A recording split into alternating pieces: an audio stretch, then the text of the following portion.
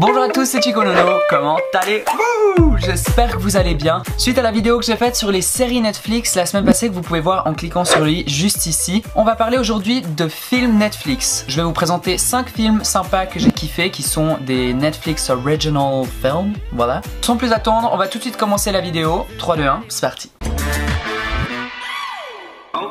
Avant de commencer, je vous invite à mettre votre film, soit Netflix, soit film tout court préféré dans les commentaires. Comme ça, vous pouvez me montrer un petit peu qu'est-ce que vous aimez comme genre de film. Et puis moi, je vous en partage 5, c'est donnant, c'est cadeau. Voilà. Pour le film numéro 1, c'est Sierra Burgess is a Loser. Désolé pour l'accent, le mot, le film est compliqué, le titre en tout cas.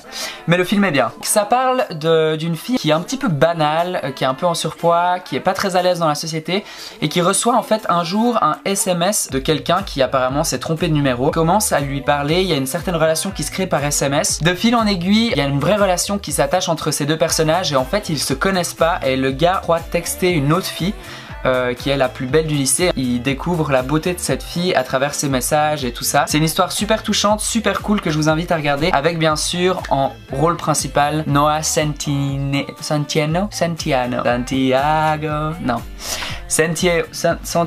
on va checker le nom. Noah Centineo. Si vous savez comment ça se prononce, mettez-le en commentaire. Donc un tout nouvel acteur qui a sorti 2 films, dont l'autre, je vais vous en parler après, que j'adore, que je trouve incroyable et qui a un charisme, une facilité d'acting juste incroyable. Donc je vous conseille d'aller voir ce film, ça s'appelle Sierra Burgess is a Loser. Pour le film numéro 2, on va parler du film qui s'appelle When We First Met, qui est une comédie un petit peu romantique américaine mais super marrante. Je suis pas très haut de rose mais ce film est pas mal. Ça raconte l'histoire d'un gars qui s'est fait friendzoner mais alors violent par une meuf et qui du coup se rend compte pendant 3 ans de qu'est-ce qui s'est passé et un événement plus ou moins spécial, je vais pas trop vous spoiler, va lui faire pouvoir revenir en arrière et revivre cette nuit où il l'a rencontrée et vous verrez, enfin c'est tout un peu le passé, le futur et c'est vraiment intéressant et du coup la vie change par rapport à ce qu'il change dans le passé.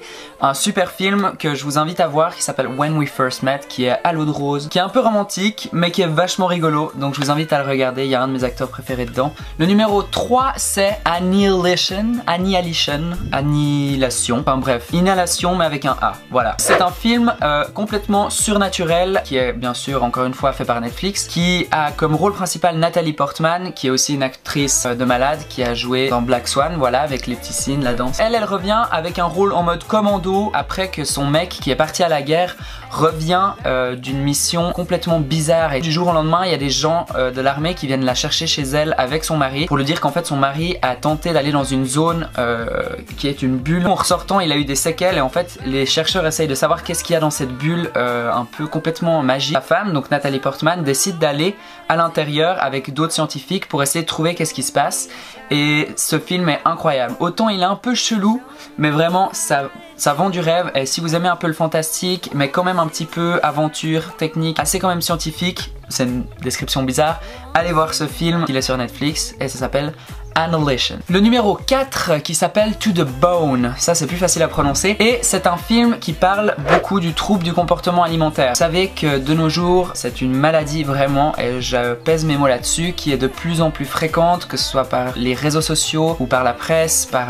internet vraiment, qui prône en fait des formes impossibles et des gens, des filles, des garçons se sentent mal dans leur peau à cause de ça et ce film vraiment retrace très bien ce phénomène de société, je vous invite vraiment à le voir. C'est l'histoire d'une fille justement qui est vraiment sympa à regarder aussi, vous savez, c'est pas le genre de film où c'est triste, enfin c'est un peu triste mais l'actrice amène vraiment bien le personnage et la maladie. Donc vous pourrez découvrir cette fille dont j'ai oublié le nom, désolé, mais qui est atteinte par cette maladie et du coup sa maman essaye vraiment de tout faire pour l'aider. Elle l'envoie dans un camp de remise en forme pour les personnes qui sont atteintes de ces maladies. Et c'est une maison où il y a plein de personnes qui sont atteintes de plus ou moins fortement des troubles de comportement alimentaire et en fait cette fille va évoluer de manière vachement, on va dire saine quand même et on voit vraiment les différentes étapes de la maladie qui sont vraiment difficiles à voir. Donc si vous êtes atteint de cette maladie, peut-être que je vous recommanderais pas forcément de la voir. Regardez déjà le trailer, sinon vraiment c'est quelque chose qui sensibilise vraiment à tout ce qui est trouble du comportement alimentaire et je trouve ça très bien. Donc si vous n'êtes pas forcément au courant, vous avez envie d'en savoir plus, de pas forcément voir un documentaire difficile à regarder, regardez ce film qui s'appelle To the Bone. Et le dernier, le 5e, c'est un film aussi avec Noah Centineo. Purée mais vraiment j'ai un problème avec les prénoms et les noms moi. C'est un film qui s'appelle